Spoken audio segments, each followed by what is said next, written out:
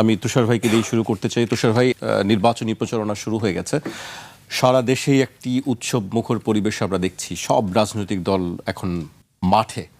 আলোচনায় যাবার আগে আমি একটি তথ্য উল্লেখ করতে চাই। আজকে ট্রান্সপারেন্সি ইন্টারন্যাশনাল বাংলাদেশ তারা একটি সংবাদ সম্মেলন করেছে, সেখানে বেশ কিছু বিষয় নিয়ে উল্লেখ করেছেন। হলফনামা নিয়ে বেসিক্যালি আলোচনা হয়েছে। আসন্ন ত্রয়োদশ জাতীয় সংসদ নির্বাচনে স্থাবর অস্থাবর সম্পদের বর্তমান মূল্যের ভিত্তিতে কোটিপতি প্রার্থী 891 জন, আর এর মধ্যে শত কোটির মালিক 27 প্রার্থী। ত্রয়োদশ সংসদ নির্বাচনে ভোটের লড়াইয়ে চূড়ান্ত প্রার্থী 1981 জন, এর মধ্যে স্বতন্ত্র প্রার্থী 249 জন। এর পাশাপাশি ঋণগ্রস্ত যারা আছে তাদের একটি সংখ্যা শতাংশ উল্লেখ করেছেন। নির্বাচনে বিএনপির 59.41% প্রার্থী ঋণগ্রস্ত। প্রার্থীদের ক্ষেত্রে ঋণগ্রস্তের হার 32.79% এবং জাতীয় পার্টির প্রার্থীদের মধ্যে 26.97% ঋণগ্রস্ত প্রার্থী। হলফনামায় আমরা আগেও অনেকবার আলোচনা হয়েছে যে হলফনামায় আমরা যে তথ্যগুলো দেই দেখা যায় সেই গড়মিল থেকে যায়, গোড়াতেই একটি গলদ আমরা দেখি। তুষার ভাই, গলদ আমাদের চিরকালই গোড়াতে, কারণ আমাদের দেশে তো মানুষ আগা পর্যন্ত পৌঁছায় না। আমাদের দেশে মানুষের বিকশিত হওয়ার সুযোগ খুব কম। এই যে লোকে রাজনীতি করে, ক্ষমতা খোঁজে, আসন খোঁজে, পদ খোঁজে, এর কারণ হচ্ছে এটা ছাড়া বড় হওয়ার আর কোনো রাস্তা নাই। আমাদের দেশে মানুষের সামাজিক সম্মান নাই। আমাদের দেশে বিদ্বান লোকের বিদ্যার সম্মান নাই। আমাদের দেশে একজন কারিগরি শিক্ষাপ্রাপ্ত লোকের কারিগরি কাজটার সম্মান নাই। আমাদের দেশে একজন ফায়ার ফাইটারের সম্মান নাই, কিন্তু যে লোক ভয় দেখায়, আগুন লাগায়, মব, তার সম্মান আছে। আমাদের দেশে এই কারণে গোড়ায় গলদ না, গোড়ার নিচে যদি কিছু থাকে সেইখানেও গলদ। এখন আপনি যদি প্রশ্ন করেন হলফনামা, এই প্রবলেমটা আমরা বহু বছর ধরে দেখে আসছি এবং বারবার একই কথা বলে যে ট্রান্সপারেন্সি ইন্টারন্যাশনাল, আমার মনে হয় ওনারা ঘুরছেন একটা বৃত্তের মধ্যে। প্রত্যেক নির্বাচনের আগে ওনারা যে একটা সংবাদ সম্মেলন করবেন এটা আমরা জানি, এবং হলফনামা নিয়ে কথা হবে এটাও জানি। প্রার্থীর জন্য কোটিপতি হওয়া এখন আর কোনো কঠিন ব্যাপার না, কারণ আমার মনে আছে একবার আমি টেলিভিশনে তো বহু বছর অনুষ্ঠান করি, একটা অনুষ্ঠানে মুদ্রাস্ফীতি বোঝানোর জন্য আমরা শিশির ভট্টাচার্যকে দিয়ে একটা কার্টুন আঁকি। কার্টুনটা এরকম ছিল যে একটা লোক এক বস্তা টাকা নিয়ে বাজারে যাচ্ছিল, তো চোর তাকে ধরেছে, ছিনতাইকারী ধরে টাকাগুলো ফেলে দিয়ে বস্তাটা নিয়ে গেছে, কারণ ওই বস্তা ভর্তি টাকার চেয়ে বস্তার দাম বেশি। এটা হচ্ছে মুদ্রাস্ফীতির ফলাফল। আপনি যদি ব্রিটিশ মিউজিয়ামে যান তাহলে দেখবেন যে জিম্বাবুয়েতে একবার মুদ্রাস্ফীতি হয়েছিল, তখন একটা পত্রিকা ছাপা হয়েছিল টাকার উপরে। পেপার কাগজের উপরে ছাপলে যা খরচ হয় নিউজ প্রিন্টে, তার চেয়ে টাকার উপরে ছাপলে কম খরচ। তো এরকম একটা অবস্থা কিন্তু বাংলাদেশে হয়ে গিয়েছে। আসলে সত্যি কথা, আপনি যদি মূল্যস্ফীতির পরিমাণ দেখেন প্রতি বছরে 8 থেকে 10% বেশ কিছু বছর ধরে, তাহলে 2015 সালের থেকে যদি এখন হিসাব করেন 10 বছরে টাকার দাম আসলে অর্ধেকেরও বেশি কমে গেছে। 1 টাকার দাম 40 পয়সা হয়ে গেছে। তো তাহলে যার 1 কোটি টাকা আছে তার আসলে 40 লাখ টাকা আছে, যার হিসাবে 2 কোটি টাকা আছে তার আসলে 80 লাখ টাকা আছে। ফলে কোটিপতি আর এখন কোনো ব্যাপার না। কিন্তু তারা কি টিকবে আসলে? মানে লাখপতিরা কি কোটিপতির সামনে টিকবে? এটা তো গরিব হচ্ছেন। হ্যাঁ, তবে আমি ওই 27 জনকে ধন্যবাদ জানাই, তারা 100 কোটির উপরে টাকা আছে, তারা যে সেটা ঘোষণা দিতে পেরেছেন, এই 27 জনকে আমি অত্যন্ত ধন্যবাদ জানাই। কারণ এই টাকাটা তো তারা কর দিয়েছেন। অন্তত আমরা 100 কোটি টাকার বেশি সম্পদের কর দেওয়া 27 জন লোককে আমরা পেয়েছি। এরপরে আসেন আপনি যেটা প্রশ্ন করেছেন যে ঋণগ্রস্ত আছে, ঋণ খেলাপি তো এবার ইলেকশন করতে পারে নাই, এবং আইরনি অফ ফেইট হচ্ছে, ভাগ্যের নির্মম পরিহাস, এত দোসর আওয়ামী লীগের এত গৃহপালিত বিরোধী দল হওয়ার পরও জাতীয় পার্টি ঋণগ্রস্ত। আহারে বেচারারা, তারা পয়সা কামাতে পারে নাই, পয়সা যা নেওয়ার সব নিয়ে এসালম পালিয়ে গেছে। এখন আসেন তৃতীয় এখান থেকে শিক্ষা, সেটা হচ্ছে এই যে লোকগুলি তারা যে নির্বাচন করবেন, হলফনামা যে এখন দিয়েছেন না, নির্বাচনের পরে তাদের আরেকটা হলফনামা নিতে হবে। অন্তত তাদের সম্পদ থেকে তো নির্বাচন কমিশন যে টাকাটার কথা বলেছিল সেটা কমার কথা না। ভাগ্যের আরেক নির্মম পরিহাসকে জানেন, আগামী বছরের করের ফাইল পরীক্ষা করলে এদের অধিকাংশকে দেখতে পারবেন এই টাকাটা কমে নাই। এরা কি করবে জানেন? বলবে এই টাকাটা তাদের ভাই বন্ধু আত্মীয় স্বজন তারা দিয়েছেন। এবং মজার ব্যাপার হচ্ছে এই যে ভাই বন্ধু টাকা দেয়, একেবারে নতুন দল এনসিপিও এই কায়দাটা অবলম্বন করেছে। তাদের ভাই বন্ধু তো আবার বিকাশে অদৃশ্য টাকা পাঠায়। আমাদের ফুয়াদ ওইটা করেছেন, অদৃশ্য ভাই বন্ধুদের কাছ থেকে টাকা নিয়েছেন। তো এই সব কিছুর পরে যে হলফনামা, গলতটা কোথায়? গলতটা হচ্ছে সবাই জানে এই হলফনামার অধিকাংশ তথ্য মিথ্যা, ভুল, পেশা ভুল, যে কাজ বলা হয়েছে সেটা ভুল। তাহলে আমরা কি একটা মিথ্যার উপরে দাঁড়িয়ে শুরু করছি? না, আমরা মিথ্যার উপরে দাঁড়িয়েই ছিলাম, এখন মিথ্যার উপরে আরো দাঁড়িয়ে আছি। শুধু মিথ্যার উপরে দাঁড়িয়ে থাকা একটি অংশকে আমরা বিদায় করে দিয়েছি, বাকিরা আবারও আগের মতোই মিথ্যার উপর দাঁড়িয়ে থেকে ইলেকশন করছেন। টাকা পয়সার ব্যাপারে এরা মিথ্যা বলেন, এটা প্রমাণিত সত্য, এটা নিয়ে চিন্তা করার কিছু নাই। এরা আছেন বলেই ট্রান্সপারেন্সি ইন্টারন্যাশনাল আছে, যদি এরা না থাকতেন আহারে ট্রান্সপারেন্সি থাকতো না। আমি আপনার কাছে আবারও বিপর্যয়ে আজিজ ভাইয়ের কাছে আসতে চাই। আজিজ ভাই, আপনি কিভাবে দেখেন এই বিষয়গুলো, যে সত্য মিথ্যার যে লড়াই, সত্য কি জিতবে না মিথ্যা জিতবে, কে আসলে, আমরা আসলে কোন দিকেই থাকবো? একটা মিথ্যা আমি আজিজ ভাইয়ের আগে একটা এক লাইন খালি বলি, আজিজ ভাই একটা বই আছেন, একজন বিশিষ্ট সাংবাদিক লিখেছিলেন, সত্যবাবু মারা গেছেন, ফয়েজ ভাইয়ের লেখা সম্ভবত, না? ওইটাই আমি বলছি, ও সত্যবাবু মারা গেছেন। হ্যাঁ। এখন ধরেন আমরা ছোটবেলায় পড়েছি, কানারে কানা কহিও না, সে দুঃখ পায়, কষ্ট পায়, লেখাপড়া করে যে গাড়ি ঘোড়া সরে সে। এখন এগুলোর উল্টা না। এখন যদি আমি বলি যে ঋণগ্রস্তকারী তিনি ব্যাংক ডিফল্টার হতে পারে, আপনি তাকে শুধু ঋণগ্রস্ত কেন মনে করছেন? কারণ এবারে দ্বৈত নাগরিক এবং বাংলাদেশ ব্যাংক থেকে টাকা নিয়ে টাকা ফেরত দেয় নাই, তারাও কিন্তু সব ছাড় পেয়ে গেছে, নির্বাচন করছে। সুতরাং যারা ঋণগ্রস্ত তারা যে ব্যাংকের টাকা মেরে খায় নাই, এটার কিন্তু নিশ্চয়তা নাই। কিন্তু প্রশ্ন হচ্ছে, কানারে কানা বলা এখন উচিত, নাইলে দুঃখ পাবে না সে। আবার যারা দ্বৈত নাগরিক, তারা ধরেন আইনে আছে, আপনি দ্বৈত নাগরিক ছাড় দেন কি করে? আইনে আছে ব্যাংক ডিফল্টার হলে তিনি নির্বাচনে নমিনেশন পাবেন না, কিন্তু পাচ্ছেন তো। আবার দু একজন কিন্তু আবার করতে হচ্ছেন, বাতিলও হয়ে গেছে। তো এই যে দ্বিচারিতা, এখন আপনি কি বলবেন? ধরেন যারা ধরেন অল্প শত কোটি টাকা আছে, আবার কেউ ধরেন ভোলাতে নির্বাচন করলেন, ভোলাতে নির্বাচন করলেন 1-2 কোটি টাকায় নির্বাচন হয়ে যেতে পারে। আবার ঢাকা শহরে যদি করেন, কমপক্ষে বাজেট করতে হবে 50 কোটি। এটি কি অফিসিয়াল, আনঅফিসিয়াল? নিশ্চয়ই এটি বলছেন আপনি। আনঅফিসিয়াল বলছি। অফিসিয়াল তো নির্বাচন কমিশনের একটি বেঁধে দেওয়া মাত্রা আছে বা পরিমাণ আছে, যে এত পরিমাণ সে খরচ করতে পারবেন। 25 লাখ টাকা। 25 লাখের উপরে তো কেউ দেখাইতে পারবে না। যারা 25 লাখের উপরে দেখাইছে, অর্থাৎ আপনি যেটা দেখতে পাচ্ছেন, সেটা তো তারা অন্যায় করছে। আবার যদি অন্যায় করেন, আবার যখন নির্বাচন করবে তখন আরেকবার অন্যায় করবে। কারণ ঢাকা শহরে নির্বাচন করলে 50 কোটি, ঢাকার বাইরে নির্বাচন করলে। তাহলে তো নির্বাচন কমিশনের সেই কাজটি করা উচিত ছিল, যে আসলে ঢাকার জন্য প্রার্থীর জন্য কত, ঢাকার বাইরের প্রার্থীর জন্য কত। ঢাকায় যদি আপনি বলছেন 50 কোটি হয়, আর ঢাকার বাইরে বলছেন যে 1-1.5 কোটি টাকায় হয়ে যাবে। না, কিন্তু আমার প্রশ্ন হচ্ছে, একটা গণতান্ত্রিক দেশে টাকা লাগবে কেন নির্বাচন করতে? মিনিমাম টাকা লাগবে। সেটা তো ধরেন ইলেকশন কমিশনকে যদি একটা বাজেট দেওয়া হতো, যে প্রত্যেকটা প্রার্থীর জন্য এক জায়গা থেকে ক্যাম্পিং হবে, এক জায়গায় পোস্টার ইলেকশন কমিশন লাগাই দিবে, ইলেকশন কমিশন যেটুকু প্রচার করে দিবে, তারা শুধু উঠান বৈঠক করতে পারবে। তারা ওই বিকাশ নাম্বার কারো সংগ্রহ করতে পারবে না, তার প্রার্থীতা বাতিল, এটা করতে হবে। তো এখন তো বিকাশ প্রার্থী যাচ্ছে না, নারীরা যাচ্ছে না, বাসায় বাসায় যাচ্ছে, তার টেলিফোন নাম্বার, তার ভোটার নাম্বার, তার বিকাশ নাম্বার, এগুলো নিচ্ছে। তো বিকাশ নাম্বারের আর কি কাজ থাকে বলেন? বিকাশ নাম্বারে ঘুষ পাঠানো ছাড়া আর কোনো কাজ আছে বিকাশ নাম্বারে? আর কোনো কাজ নাই তো।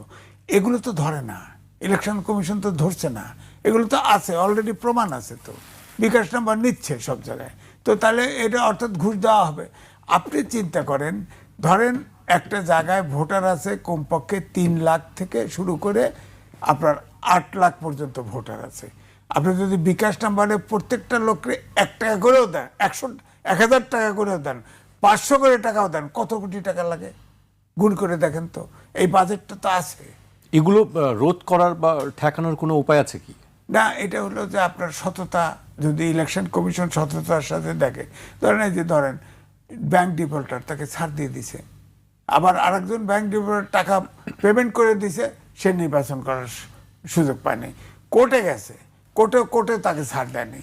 তার মানে এখনো কোর্টেও, আমি বলি এই জন্যই বলি, কোর্টও যা, ইলেকশন কমিশন যা, এখন প্রশাসনতা, আইন শৃঙ্খলা বাহিনীতা, সব জায়গায় তো কোনো সুশাসন লক্ষ্য করা যাচ্ছে না। এই জন্য আমি বলছি যে 100 কোটি বিরাট টাকা, 17 কোটি আপনি কল্পনাও করতে পারেন না।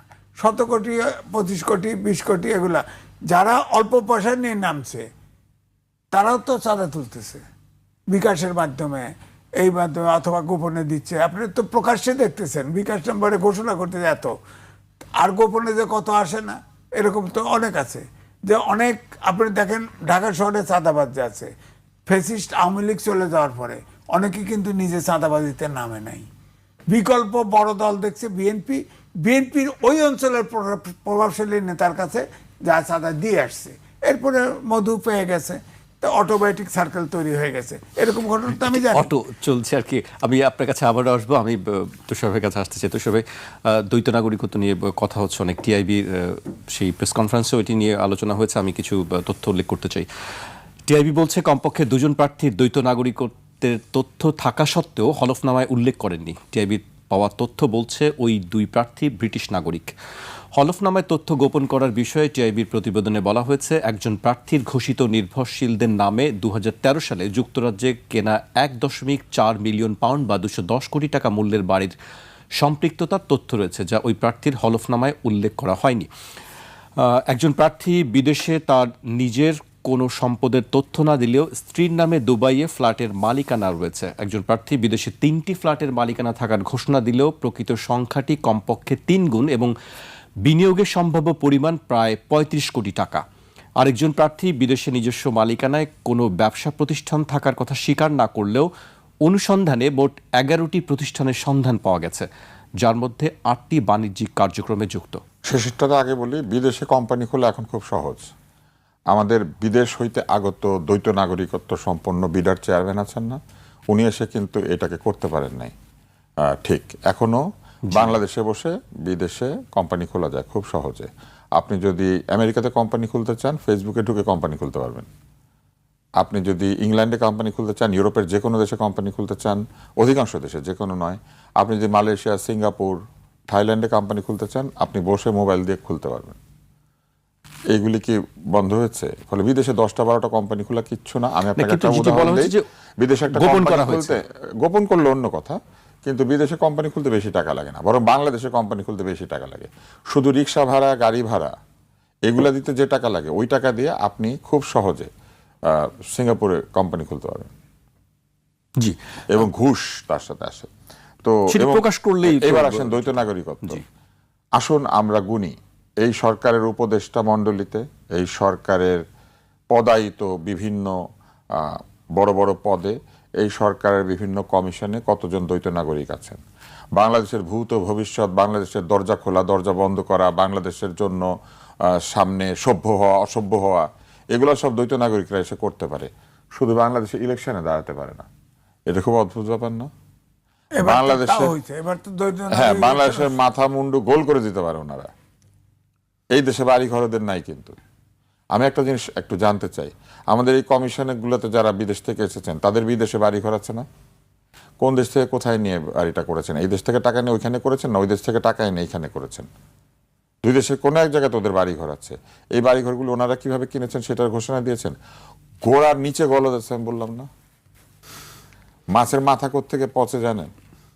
বা মাছ পচে কোত্থেকে? মাথাই পছন্দ হয়। মাছের মাথার থেকে পচা শুরু হয়। বড় মাছের মাথাটা, বড় মাথাটার থেকে পচা শুরু হয়। তো বাংলাদেশের গোড়ায় গলদ, বাংলাদেশের মাথায় গলদ। বাংলাদেশে কয়টা, 2টা না 5টা 10টা লোক দ্বৈত নাগরিকত্ব নিয়ে নির্বাচন করতে এসেছে। আহারে হায়রে হায়রে, কত হাহাকার। আমি আরেকটা জিনিস জিজ্ঞেস করি তো, আপনি মেয়র হইতে পারবেন দ্বৈত নাগরিকত্ব নিয়ে, এটা একটা উজবুকি আইন না? একটা তুগলকি আইন না? জি, স্থানীয় নির্বাচনে তারা স্থানীয় নির্বাচনে আপনি হতে পারবেন। এবার আপনি শোনেন, 5000-এর কাছাকাছি ইউনিয়ন আছে, 5000-এর উপরে। 5000 বিদেশি নাগরিক এসে চাইলে পরে বাংলাদেশের ইউনিয়ন পরিষদ কন্ট্রোল করতে পারে। 64টা জেলায় গিয়ে, উপজেলা যতগুলো আছে সেখানে বিদেশি নাগরিকরা যেতে পারে। শুধু 300টা লোক নিয়ে খুব মাথা ব্যথা। কেন? ওনারা আইন বানায়। এই জুলাই সনদ তো বলছে ওনারা আইনও বানাতে পারবেন, আইন যেটা বানিয়ে দেওয়া হয়েছে ওইটা ওনারা পাশ করবে। তো বিদেশি নাগরিক, দ্বৈত নাগরিকেরা একটা আইন বানিয়ে দিয়েছে, সনদ বানিয়ে দিয়েছে, যেটা ওনারা যদি পাশ নাও করে 6 মাস পরে অটোমেটিক হয়ে যাবে।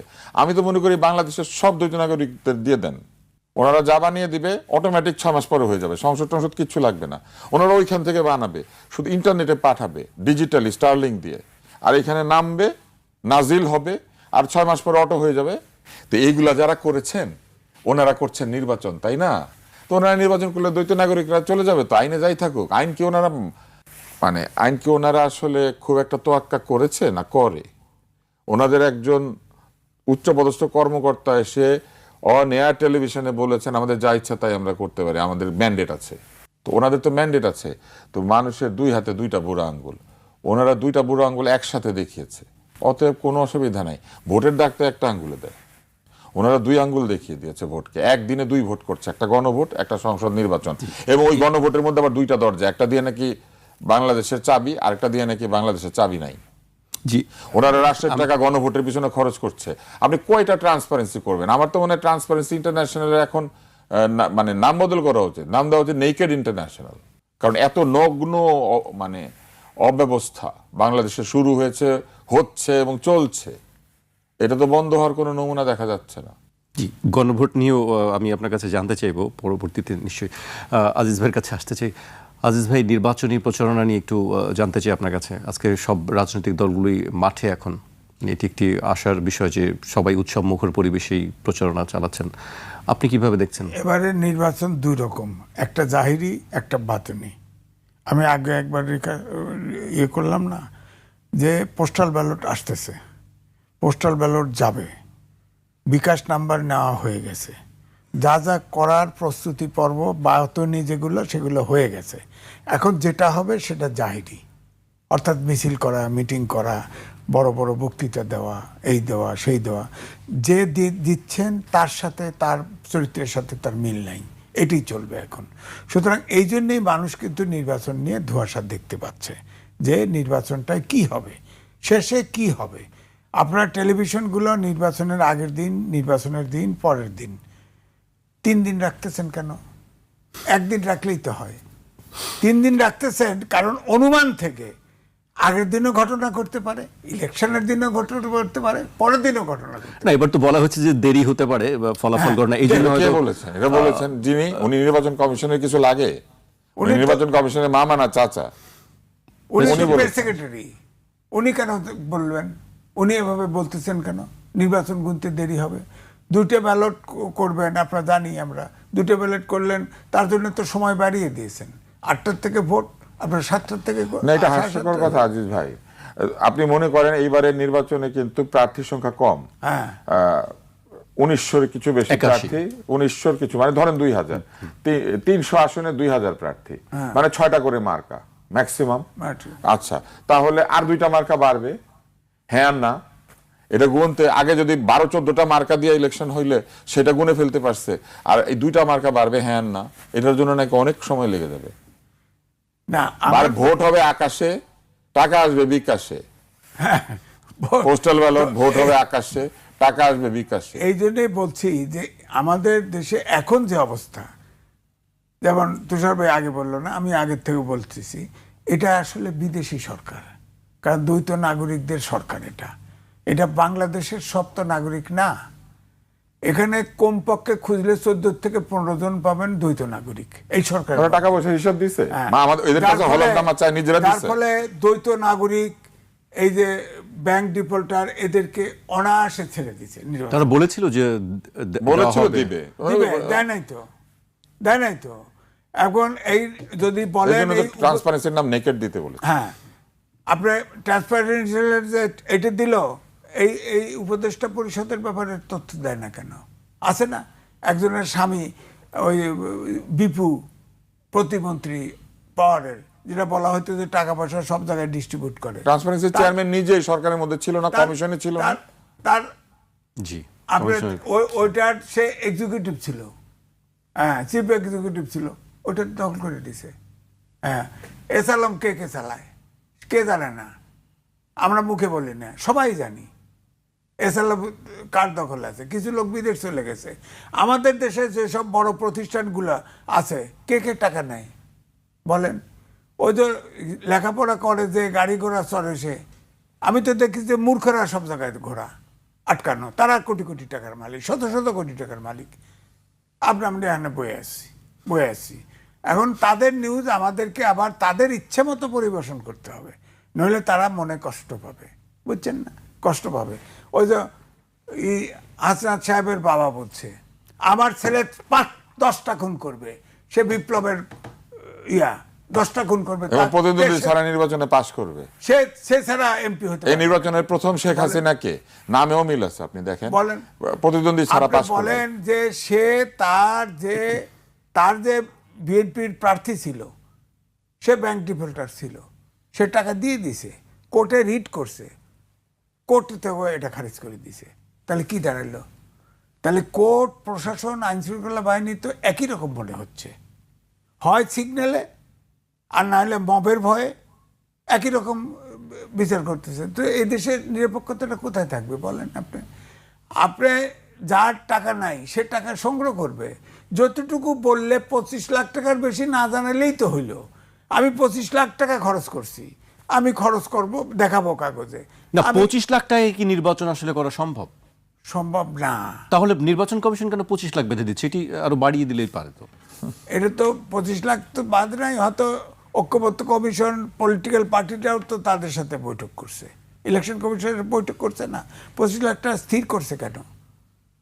না আপনিও জানেন, আমিও জানি, নাম বলবো না। বলা হচ্ছে ভোটার প্রতি 10 টাকা, কারণ এদের ফাইলে টাকা নাই, ঠিকমতো ইনকাম ট্যাক্স দেয় না। না, আরেকটি কথা বলা হচ্ছে ভোটার প্রতি 10 টাকার বেশি খরচ করা যাবে না। ওইটাই 10 করার পরে তাইলে আবার বেড়ে যায়। আপনার যেসব সিটে 5 লাখ আছে, গাজীপুরে আছে, আচ্ছা বিকাশ নাম্বার নিচে 10 টাকা দিবে, আর একটা করে বিকাশ নাম্বারই ধরেন একটা এলাকায় 5 লাখ ভোটার, বিকাশ নাম্বার নিচে ধরেন 300 জনের 3 লাখের বিকাশ নাম্বার সংগ্রহ করছে, আপনি কি 10 টাকা করে দিতে পারবে? পুরো টাকাই দিল, যেটা স্যাংশন পুরো টাকাই দিল, এটা দিতে পারবে? কমপক্ষে 1000 টাকা দিবে, কমপক্ষে। তাও আবার সব জায়গায় না, বস্তি টস্তি 1000 দিলে খুশি, অন্য জায়গায় দিবে। এটার জন্য আবার রিসার্চ করে বের করতে হবে কাকে কত টাকা দেওয়া যায়, এটা ভাগ আছে তো। সুতরাং এগুলো পুরোটা হলো ব্ল্যাকমেইল করা অথবা মকারি করা, জনগণের সাথে একটা প্রহসন করা। আবার এর চেয়ে যদি বলতেন যে ইলেকশন কমিশন যত সিটে, ধরেন আপনার এই এলাকায় ধরেন 5টা প্রার্থী আছে, 5টা প্রার্থী যে কোনো একটা সেন্টার প্লেসে সব পোস্টার তাদের নামে লাগায় দেবে ইলেকশন কমিশন। ওখানে যায় একই মঞ্চে উঠে সবাই যার যার ইশতেহার ঘোষণা করবে, বক্তৃতা দিবে, বক্তৃতা দিবে, যার যার মতো ব্যক্তিগত কানে যোগাযোগ করতে পারবে। কিন্তু বিকাশ ফাইলেই বাতিল, বিকাশ ফাইলেই বাতিল। আপনি স্ট্রিক করলেন তাহলে এটা অল্প পয়সায় হয়ে যেত, সরকার ওটা ফান্ড দিয়ে দিত। আমার একটা প্রস্তাব আছে, আপনি প্রশ্ন করেন। আমি বিরতিতে গিয়ে তারপরে প্রশ্নটা করি। বিরতির আগে প্রশ্নটা দিয়ে আমার প্রস্তাবটা দিয়ে দেই, দর্শকরা ভাবুক। এই বিকাশ, নগদ সহ সব এমএফএস ভোটের প্রচারণা বন্ধ হবে, ঠিক সেই মুহূর্তে বন্ধ করে দিতে হবে, এবং ভোট শেষ হবে তারপরে চালু করবে। তুষার ভাই, আপনি যে প্রস্তাবটি তুলেছিলেন সেই বিষয়ে একটু। এই যে মোবাইল ফিনান্সিয়াল সিস্টেম দিয়ে আসলে ভোটের আগের দিন রাত্রেবেলা, ভোটের আগের 1-2 দিন আগের থেকে টাকা লেনদেন শুরু হবে। এইটা হয় মনিটর করতে হবে যে একটি এলাকাতে কোন কোন জায়গা থেকে, কোন কোন মোবাইল থেকে বহু মোবাইলে টাকা যাচ্ছে, অথবা সরাসরি সার্ভিস দুটা ডাউন করে দিতে। ভোট শেষ হবে তার 10 মিনিট পরে এই সার্ভিসগুলো আবার শুরু হবে। ভোট যেন টাকা দিয়ে লোকজন কেনাবেচা করতে না পারে, এই ব্যবস্থা করতে হবে। এটা যদি করা যায়, অন্তত কিছু পরিমাণ টাকার লেনদেন আপনি আটকাতে পারবেন। তারপরেও কিন্তু বহু টাকা নগদে তো আছে, নগদে হবে। ওই জন্য নগদ বিকাশ, মানে নগদ বিকাশ সহ যত এমএফএস আছে, এই মোবাইল ফিনান্সিয়াল সিস্টেমের যে অংশ যারা আছে, না ক্যাশের কথা বলছি। ক্যাশ তো দিতেই পারে, নগদ ক্যাশ দেয়া নেওয়ার ভিডিও আমরা দেখি নাই? আমরা তো ভিডিওতে পর্যন্ত দেখতে পাচ্ছি ভোটাররা নাকি এগিয়ে এসে প্রকাশ্যে ক্যাশ দিচ্ছে প্রার্থীদেরকে। আপনি কি মনে করেন, যেখানে ক্যাশ দেয় ওখানে ক্যামেরাটা ধরে রাখে, এর কারণ কি? তারা বোঝাতে চাচ্ছে মানে দলে দলে লোকেরা এসে এই তাদেরকে টাকা পয়সা দিচ্ছে, পকেট থেকে বের করে 10 টাকা 20 টাকা দিচ্ছে, মানে তারা এত জনপ্রিয়। এটা আমি একটু উদাহরণ দেই। আমাদের এখানে মুজিব ছবি হয়েছিল, যে ওইখানে এরকম একটা দৃশ্য ছিল। এইটা এখন তারা সবাই অভিনয় করছে, নাটক কম করো প্রিয়। এটারা কেন করছে জানেন? এটা করছে হচ্ছে মানুষকে গিয়ে বলবে আমি তো কোনো টাকা খরচ করি না, আমাকে জনগণ টাকা দিছে। এই জনগণগুলির ছবিটা তুলে রাখেন, এদেরকে একটু খোঁজ নেন, এরা আদতেই টাকা দিছিল না, এরা কোন দলের সদস্য। ক্যামেরার সামনে এসে টাকা দেয় যেগুলা। এইটা আরেকটা। তৃতীয় হচ্ছে এই যে টাকার লেনদেন সহ অন্যান্য যে বিষয়গুলি বলা হচ্ছে, এগুলো কেন হয়? এই যে 25 লক্ষ টাকা কেন ঠিক করেছে এই জন্য যে এরা এদের ইনকাম ট্যাক্স ফাইলে প্রচুর টাকা নাই। 25 লাখ হেটে 50 লাখ, মানে 25 লাখের জায়গায় 50 লাখ হলে এদের আরও হিসাব বানাতে হবে। এবং নির্বাচন কমিশন একটা অডিটেড হিসাব সম্ভবত চায় এই খরচের। সেই খরচের হিসাব করার জন্য আদতে কি অডিটেড হিসাব করার দরকার আছে? আপনি এলাকায় গিয়ে শুধু রাস্তায় রাস্তায় কি পরিমাণ লিফলেট বিলি হচ্ছে সেটা খোঁজ করেন। একটা লিফলেটে কয় টাকা লাগে? 5 লাখ ভোটারকে যদি আপনি যদি একটা করে লিফলেট পৌঁছান তাহলে কয় টাকা লাগে? 1 টাকা করে হলেও 5 লাখ টাকা লাগে। আর ওটা পৌঁছানোর জন্য যদি জনপ্রতি 1 টাকা লাগে তাহলে 10 লাখ টাকা লাগে, আর থাকে 15 লাখ। মাইকের ভাড়া কত? একটা মাইক যে সারাদিন ধরে মাইকিং করবে তার ডেলি খোরাকি কত? মোটর সাইকেলে যে একজন উঠলে কয় টাকা লাগে, দুজন উঠলে কয় টাকা লাগে, আর কয় টাকা তেল কিনে দিতে হয়, আমার কাছে হিসাব আছে। আমি চাইলে এইটাই যদি বাস্তব অবস্থা হয় তাহলে তো কোটিপতিরাই এগিয়ে লাখপতিদের থেকে। ইলেকশন করতে টাকা লাগে, এইটা আমাদের এই নির্বাচনী ব্যবস্থাই করেছে এই ব্যাপারটা। এবং তারা আসলে চায় ইলেকশনের মধ্যে টাকা খরচ হোক। আমি অতীতে এটাও বলতে শুনেছি রাজনীতিবিদদের যে ইলেকশন তো একটা ইকোনমিকে মুভ করার ব্যাপার, যত বেশি ইলেকশন তত বেশি নাকি টাকা চলে। এটা নাকি ইকোনমিতে টাকা ঢুকে, অনেক টাকা নাকি মানুষের কাছে পৌঁছায়। এটা নাকি বৈষম্য দূর করার একটা উপায়। বড়লোক প্রার্থীদের টাকাগুলি নাকি গরিবের কাছে যায়, ঘন ঘন ইলেকশন হয় নাকি ভালো, এগুলো আমি শুনেছি এর আগে। তো এইবার আসেন যে জায়গাতে আসলে আমাদের মূল সমস্যা কোথায়। মূল সমস্যাটা হচ্ছে, আমি, আপনি এবং আজিজ ভাই আমরা সবাই আশা করছি দরিদ্ররা নির্বাচন করবে। বাংলাদেশে কোন দরিদ্র লোককে নমিনেশন দিয়েছে? এবার সবচেয়ে কম বোধহয় দেখলাম তারেক রহমান বোধহয় সবচেয়ে কম। আমজনতা তারেক বেচারারই টাকা নাই, বেচারা দুঃখ করে এদিকে সেদিকে ঘুরে মধু বিক্রি করে, আম বিক্রি করে। এটা তো আমের সিজন না, লিচুর সিজন না। বেচারার শীতকালে কিন্তু ব্যবসাটা ডাউন থাকে, ও তো সবজি বেচে না। এবং শীতকালে এসে এই মধু আসলে মানে কালেক্টেড হয়, এখন আসলে ব্যাপার না। তো এই আমজনতার তারেক ছাড়া আপনি আর কেউ দরিদ্রদেরকে নমিনেশন দিয়েছে? এই যে এনসিপির প্রার্থীদের মধ্যে কোনো দরিদ্র আছে? হয় এদের বাবা মার পয়সা আছে এটা দিয়ে ইলেকশন করছে, আর তা না হলে তাদের নিজেদেরই পয়সা আছে। এখন এরা না বলেছিল বৈষম্য দূর করবে, এই বৈষম্য দূর করার জন্য এক রিক্সা লাগে নিয়ে এসেছিল, নমিনেশন দিয়েছে? নতুন ভণ্ডবস্ত। তুষার ভাই, মাঠের লড়াইয়ের বাইরেও আরেকটি লড়াই আছে, সেটি হচ্ছে মাঠ। যে বলেন দেশে মাঠ আছে, দেশে খেলার মাঠ নাই, দেশে মানুষের ঘোরাফেরা করার জন্য, বসে থাকার জন্য মাঠ নাই। দেশের লোক খুব আনন্দ করে নাম দেয়। এটা আমার জার্নালিজমের এই ব্যাপারগুলো আমার খুব ভালো লাগে। আমি বহুদিন ধরে তো আপনাদের সাথে, আপনারা আমার সাথে, নির্বাচনে এটাকে মাঠ বলে। নির্বাচন কি মাঠে হয়? ফিল্ড বলা হয়, আমরা মাঠ বলি। বলে মাঠ, ফিল্ড। হ্যাঁ, কোথায় কোনো ফিল্ড নাই দেশে। যে দেশে ফিল্ড নাই ও দেশে নির্বাচনী ফিল্ড খুঁজে পাবেন আপনি। এই দেশে ফিল্ড কোথায় পাবেন জানেন? এই দেশের কিছু ফিল্ড পাবেন মাথায়, চুল পড়ে গিয়ে ফিল্ড হয়েছে আমাদের। আর কিছু ফিল্ড পাবেন হচ্ছে এই যে নির্বাচনের ফিল্ড, সন্ত্রাসের ফিল্ড, চাঁদাবাজির ফিল্ড। তো এই যে এই ফিল্ডাররা যারা ঢুকেছেন এই নির্বাচনের মধ্যে ফিল্ড ঠিক করতে, নির্বাচনের ফিল্ড কিভাবে হয়? নির্বাচনের ফিল্ড কি আসলে শুধু বাংলাদেশে? আপনি আমাকে একটা জিনিস বলেন তো, নির্বাচনের আগে যে গত 1-1.5 মাসে কতজন লোক এদিকে সেদিকে বিদেশে অমুক জায়গায় গিয়েছেন? এই তত্ত্বাবধায়ক অন্তর্বর্তী সরকারের কতজন লোক বিদেশ গিয়েছেন? ওনারা কেন গিয়েছেন? ফিরে এসে কোনো সংবাদ সম্মেলন করেছেন? আমাদেরকে জানিয়েছেন? ওনারা তো দেখি কথা বললে বলেন এই চুক্তি গোপনে রহিবে, ওই চুক্তি গোপনে রহিবে, সেই চুক্তি গোপনে রহিবে, গোপন চুক্তি ফাঁস করা যাইবে না, পোর্ট দিয়া দিব, এটা গোপন, ওইটা গোপন, ওইটা গোপন।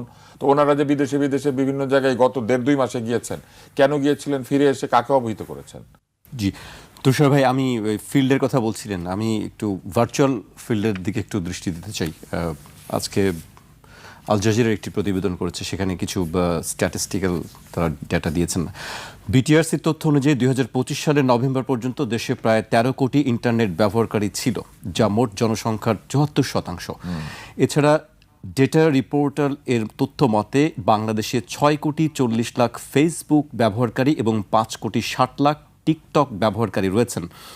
উল্লেখযোগ্য বিষয় হলো ভোটারদের 43.56% বয়স 18 থেকে 37 বছরের মধ্যে, যাদের একটি বড় অংশ এবারই প্রথম ভোট দেবেন। ডিজিটাল প্ল্যাটফর্মের কথা বলা হচ্ছে। আচ্ছা, আমাকে একটা জিনিস বলেন তো, 18 থেকে 37 কেন?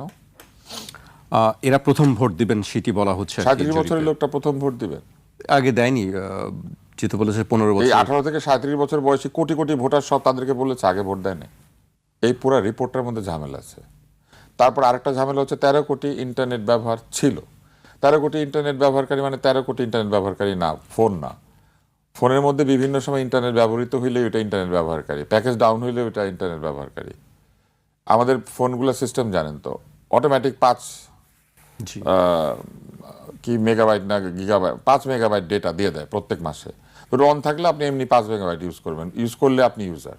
তো এই যে 13 কোটি লোক ইন্টারনেট ইউজ করে তারা বলেছেন, এই তথ্য আসলে সঠিক তথ্য না। 13 কোটি লোক ইন্টারনেট ইউজ করলে আপনি ইন্টারনেট বাবদ মোবাইল ফোন কোম্পানিগুলি কি পরিমাণ টাকা আর্ন করে এটা দেখেন বা হিসাব করেন, তাহলে আপনারা বুঝতে পারবেন। অন্তত 50 টাকার প্যাকেজ কিনতে হয়। ওরা কি প্রতি মাসে এই 50 × 13 650 কোটি টাকার হিসাব দেয় ইন্টারনেট বিক্রির সবাই মিলে? জি আচ্ছা, এবার আসেন। তারপরে বলছে 6 কোটি 40 লাখ লোক ফেসবুক ইউজ করে। ফেসবুক ভরা তো জামাত ইসলামের অ্যাকাউন্ট, আওয়ামী লীগের অ্যাকাউন্ট, বিভিন্ন বট এবং বটর মিলে। ফেসবুক তো পুরো লডর ফডর বটর বটর। এই বটর বটর ফেসবুকের মধ্যে কতগুলো অ্যাকাউন্ট আছে ফেক, কতগুলো মানুষের 2টা 3টা করে অ্যাকাউন্ট আছে, এগুলো হিসাবে নিয়েছে? এগুলো প্রশ্ন দিতে হবে, খালি তথ্য দিয়ে দিলে হবে না। 6 কোটি 40 লাখ স্যাম্পল সাইজ কি? আল জাজিরার প্রতিবেদন। এটাই তো মজা। আমি আপনার বললাম না যে ফিল্ড কি খালি এইখানে? আল জাজিরা হিসাব করে, ফিল্ড তারা আল জাজিরা হিসাব করে আমাদের এখানে কয়টা ইন্টারনেট ইউজার, আমাদের হিসাব করি। আল জাজিরা কি আমাদের দেশের টেলিভিশন? বিটিআরসি তথ্য দিয়ে হ্যাঁ, তাহলে বিটিআরসি হিসাব করলে বিটিআরসি তথ্য দিয়ে বিটিআরসি বলুক যে এই তথ্য কিভাবে তারা নিয়েছে, কিভাবে তারা করেছে, এই তথ্যের মানে কি বলে সোর্সিংটা তারা কিভাবে করেছে, বিটিআরসি বলুক। এই সরকার তো বিটিআরসিতে এসে একজনকে নিয়োগ দিয়েছেন যিনি গ্রামীণ টেলিকমের অ্যাডভাইজার ছিলেন, উনিই বলুক। জি আমি আজিজ ভাই গ্রামের আশেপাশে যদি একটু ঘোরাফেরা করতাম আমি আর আজিজ ভাই, আমরা হয়তো কিছু পেতাম। আজিজ ভাই এই ভার্চুয়াল জগতে বাসা গ্রামীণের অফিস থেকে খুব কাছে। আমি ইনশাআল্লাহ আগামীতে অনেক হাঁটাহাঁটি করবো এটার সামনে দিয়ে। আপনি সবসময় হাঁটা প্রয়োজন আছে।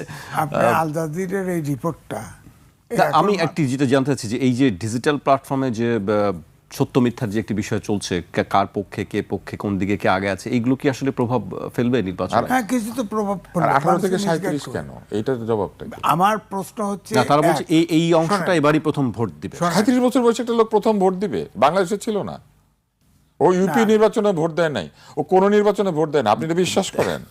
দেয়নি হয়তো। না, অসম্ভব, এটা হতেই পারে না। আবার প্রথম কথা হচ্ছে 80% লোক গ্রামে বাস করে। ঢাকা শহরে এখন 50% লোকের হাতে দেখবেন অ্যান্ড্রয়েড ফোন নাই, সব টিপানো ফোন। ওটার ভিতরে কিন্তু ফেসবুক চলে না, ওটার ভিতরে ইউটিউব চলে না। গ্রামের কয়জন লোকের পাইবেন আপনি দেখেন? না, এখন তো দেখি অনেকের হাতেই আছে। অনেকের হাতেই আছে, কিন্তু তাই বলে 13 কোটি লোকের হাতে তো নাই, 18 কোটি লোকের 13 কোটির হাতে তো নাই। এইটাই তো ইনফ্লেটেড। কারণ হচ্ছে যে আমার হাতে 2টে সিম আছে, এখানে 2টে সিম আছে, 2টি কাউন্ট করছে, ডাবল হয়ে গেল। আবার তো এটা অ্যান্ড্রয়েড ফোন, 2টে সিম আছে, ওনার হাতে আপনার হাতে 2টে সিম আছে, এগুলো কাউন্ট করছে। সুতরাং এই হিসাব তো ঠিক না। তারপরে বলতেছে ধর 43% আপনার 18 থেকে 37 বছরের তরুণই তো এরা, তরুণ ধরছে। হ্যাঁ, এখন তরুণের ডেপুটেশন তো এক দেশে এক রকম। 37 বছর বয়সে তরুণ? আমাদের দেশে 37 বছর তরুণ বলেন। 1 2 হচ্ছে তরুণ নিয়ে আবার একটা খেলা আগের থেকেই ছিল যে 4 কোটি তরুণ আছে, হ্যাঁ, তরুণরা এবারে দেখে দিবে, ভোটেও দেখে দিবে। ভাই এখন তো তরুণ ভাগ হয়ে গেছে, 3 ভাগ হয়ে গেল। ইসলামিক ভোট 3 ভাগ হয়ে গেছে না? ইসলামিক সব তরুণ ভোট দিতে যায়?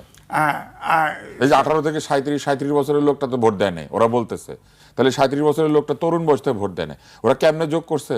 মাঝখানে ঢুকে গেলাম। 2008 সালে যার বয়স ছিল 18, তার সাথে 18 বছর যোগ করে বলে দিচ্ছে। মানে ওরা ধরে নিচ্ছে 8 সাল থেকে শুরু করে বাংলাদেশে তরুণরা ভোট দেয় নাই। শেষ করি না, ওইভাবেই তো করে। সুতরাং আপনার এখন ধরেন ফেসবুক যেভাবে, ইউটিউব যেভাবে ইউজ করতেছে, এটা তো অনেক হাসামিশা এআই দিয়ে একটা জরিপে দেখলাম 80% ফেক, 80% ফেক। এবং এটা ভেরিফাই করা যারা, যেমন উনি গণমাধ্যম, আমরা গণমাধ্যম হ্যান্ডেল করি, ধরি একই জিনিস যদি অনেকগুলো ইউটিউব থেকেও আসে, তাও এটা ফেক কি ট্রু এটা বোঝা কঠিন। কারণ বট বাহিনী তৈরি করছে না, অনেক পার্টি বট বাহিনী তৈরি করছে না। একই জিনিস তো 3 জায়গা থেকে ছেড়ে দিল। আপনি যদি মনে করেন এটা ফেক না, তাহলে তো ঠিক হবে না। কিন্তু ফেকটা ধরার তো ব্যাপার আছে। যেমন ধরেন একজন আপনার এখানেও আনছেন, আগে একজন ব্যারিস্টার সাহেব এসে বলছেন যে শেখ মুজিব ওত নেয় নাই, যখন ফিরে আইছে ওত নাই, এখনো ইউটিউবে আছে, আপনি বের করেন, অসংখ্য মিথ্যা তথ্য সার্চ দেন, গণমাধ্যমে দেয়। এখন সার্চ দেন, দেখবেন সে ওত নিচ্ছে, দেখাচ্ছে।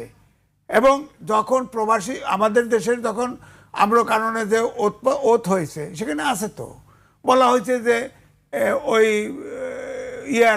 আইয়ুব খানের ইয়ের সময় ওই কি কি লিগ্যাল ফ্রেমওয়ার্কের অধীনে নির্বাচন করছে, সে বেঈমান। আরে ভাই বেঈমান, তখন তো নির্বাচনে না গেলে তো নির্বাচনে যাইতেই পারে না, তো গেছে, যাওয়ার পরে মেজরিটি পাইছে। তো এটা বেঈমানের কি হলো? এটাকে বলতে পারবেন কৌশল, চতুরতা বলতে পারেন, বেঈমানি কমনে হলো। তো সুতরাং এরকম ব্যাখ্যা আছে, খোঁড়ার ব্যাখ্যা আছে। তো সুতরাং আমার কথা হচ্ছে যে এবার কিন্তু এই মাস মিডিয়া কিন্তু একটা দারুণ উৎপীড়নের জায়গা। এটা তো আপনার এটাকে শনাক্ত করেন, পার্টিকে শনাক্ত, ওই ব্যক্তিকে ধরতে হবে যে এই বট বাহিনী কার, সেই পার্টিকে অ্যাকাউন্টেবল করেন, সেই পার্টিকে ধরেন।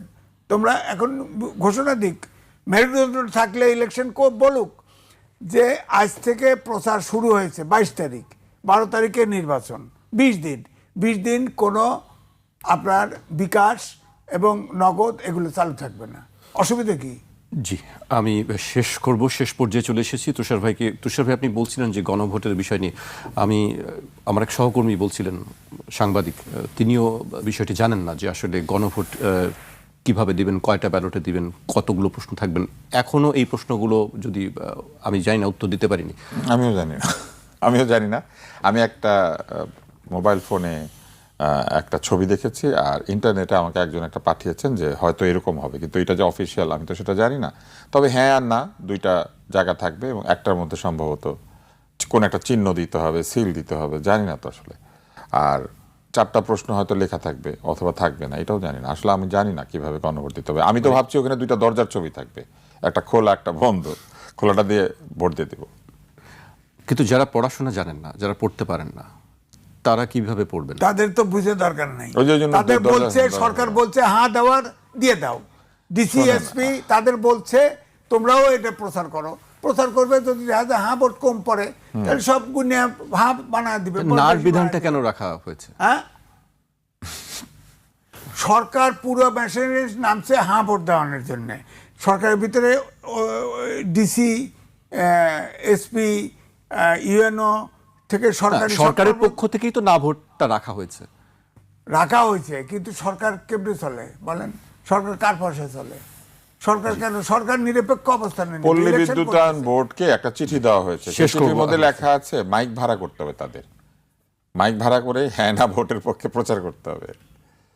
এটা পল্লী বিদ্যুৎ বোর্ডকেও ধরেন বলেছে, অন্যান্য বিভিন্ন সরকারি প্রতিষ্ঠানকে বলেছে, এক এক জায়গাতে বিভিন্ন প্রতিষ্ঠান 4টা-5টা করে মাইক বাইর করবে এবং সেই মাইক যুক্ত হবে কার সাথে? আমাদের এই যে প্রার্থীদের মাইকের সাথে। আর রেজওয়ানা হাসান নামে আমাদের একজন অত্যন্ত প্রিয় বোন আছেন, উনি এসে বলেছিলেন ঢাকা শহরে হর্ন বন্ধ করে দেবেন, 60 ডেসিবেলের উপরে শব্দ করবেন না। শব্দ করার জন্য সরকারি টাকা খরচ করা হচ্ছে। আমাদের পরিবেশ উপদেষ্টা এখন বসে আছেন কেন? উনি মাইক বন্ধ করতে বলতে পারেন না? যে পল্লী বিদ্যুৎ বোর্ডের পয়সা দিয়ে মাইক ভাড়া করে মাইকিং এর প্রচারণা চালাতে বলা নতুন। আমি আরেকটা দিক বলি, তাহলে হ্যাঁ না দিলেন, ঘটনাচক্রে কোনো কারণে না ভোট জিতলো, তাহলে কি হবে? সরকার দায়িত্ব নিতে হবে না? এটা যাতে না জিতে সেজন্য সকল ব্যবস্থা সরকার নিয়েছে। পুলিশ, প্রাইমারি স্কুল, আপনি যদি হ্যাঁ না ভোটের কথা সরকার যদি হয়, এই সরকার তো বলি প্রবাসী সরকারের মতো, তাই এনসিপিতে জয়েন করুক, নাহলে জামাতে জয়েন করে হ্যাঁ ভোটের প্রচার করুক, সমস্যা নাই। সরকারে থাকলে তার জাতীয় দায়িত্ব হচ্ছে নির্বাচন অনুষ্ঠান করা, একটা নিরপেক্ষ অংশগ্রহণমূলক নির্বাচন, গ্রহণযোগ্য নির্বাচন করা। হ্যাঁ না ভোটও গ্রহণযোগ্য নির্বাচন, সংসদও, দুইটা একটা। আমি আগেও বলেছি এটা সাংবিধানিক সরকার। এই হ্যাঁ না ভোট আলটিমেটলি সংসদে পাস হবে, না হলে তো আইন হবে না। আলটিমেটলি 6 মাসের মধ্যে ওইটাও অবৈধ। ওইটাও একটা প্রেসিডেন্ট আদেশ দিয়ে হ্যাঁ না দিচ্ছে, এটা অবৈধ। অবৈধ জিনিস সংসদ পাস করবে কেন? ফেলাই দিবে, বাসকে ফেলাই দিবে। এনসিপি এটার পক্ষে কথা বলে, অথচ এনসিপি এটা সই করে নাই। এই সরকার এনসিপি কে জুলাই সনদে স্বাক্ষর করাইতে পারে নাই, হ্যাঁ ভোট দিতে বলে। এনসিপি কিন্তু হ্যাঁ বলাইতে পারে নাই জুলাই সনদে। এনসিপি এখনো হ্যাঁ বলেছে জুলাই সনদে? না, তারা স্বাক্ষর করেনি। স্বাক্ষর না করা মানে তো হ্যাঁ বলে নাই। এনসিপি এই জুলাই সনদকে হ্যাঁ বলে নাই।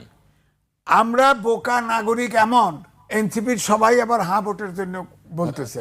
এরা তাকে জিজ্ঞেস করে না সনদকে কেউ, হ্যাঁ বলে না, যে আপনি স্বাক্ষর গণভোটে করছেন? হ্যাঁ বলে। আপনি স্বাক্ষর করছেন? করেন নাই তো, করে নাই তো। সুতরাং একটা পুরাটা গোজামিল। অর্থাৎ আমরা ফেসিবাদের সময় যে পথে চলছি, এখনো এই পথেই চলছি। টার্গেট আমি নির্বাচনে কোন ফল চাই সেই ফল আনা হবে, এইটা হলো মূল টার্গেট। তো সুতরাং আপনি নিরপেক্ষ নির্বাচন কি করে চান? অভ্যুত্থানের শক্তিরা দ্বিধা বিভক্ত করে ফেলছে যে অভ্যুত্থানের তরুণরা অনেকেই জিতে যাবে, অনেকেই মন্ত্রী হবে, বলছে না? ডক্টর মোহাম্মদ ইউনূস নিজে বলেছে তো। তো তাহলে নিরপেক্ষ নির্বাচন কি করে হবে? আমার অভিমত হচ্ছে তরুণরা একটাও জিতবে না। উচ্চকক্ষে যেহেতু জামাতের সাথে প্যাক্ট করছে, অনুপাতিক ভোট পায়, হয়তো নিচের কক্ষে অনুপাত না, হয়ে গেলে উচ্চকক্ষে একজন তো জিতবে। যে আপনি বললেন না, না, আপনারা বলছেন যে কোন নিরপেক্ষ আসনে যে নির্বাচন রিট হয়েছে তারপরে হয় নাই, হয় না, ও তো ওই যে জিতবে। হাসনাত হ্যাঁ, ও তো জিতবেই। আপনি বলেন এই একটা তাফালিং পার্টি ধরেন ও সংসদে জিতবে। যায়, সংসদে যায় না যাক, ওকে আমরা ব্যক্তিগত কিছু না বলি, না, কিন্তু ব্যক্তিগত বলছি না, ও যেভাবে কথা বলে সংসদের তো মানে শ্লীলতাহানি করে ফেলে। 2014 সালের যে কোন একটা নির্বাচনে যে 153 জন পাস করে গেল, এইবারের নির্বাচনের 153 জনের হবে না, কিন্তু একজনের তো হচ্ছে, আমরা দেখতে পাচ্ছি। তো হাসিনা শাহির যে নিয়ম ছিল, সেই নিয়ম কে প্রযুক্ত করলো? হাসিনা শাহির নিয়ম প্রযুক্ত হচ্ছে হাসনাতকে দিয়ে। না, সেটা হবে না। ওখানে ইসলামিক আমাকে আন্দোলনের প্রার্থী আছে, থাকলেই কি থাকলে জিতবে? জিততেও পারে। আমাকে এবং হ্যাঁ হ্যাঁ নিয়ে আমার কাছে একটা প্রচারণা এসেছে, একটা পুস্তিকার মতো, একটা লিফলেটের মতো। সেখানে একটা লাইন আছে, এই গণভোট দিলে বাংলাদেশে গণভোটের আইন তৈরি হবে। তার মানে নিজেরাই বলেছে যে এই গণভোটটার কোনো আইন নাই। আমি শেষ করছি। এই আলোচনা চলবে আর নিশ্চয়ই আরো আলোচনা হবে আপনাদের সঙ্গে এই বিষয় নিয়ে।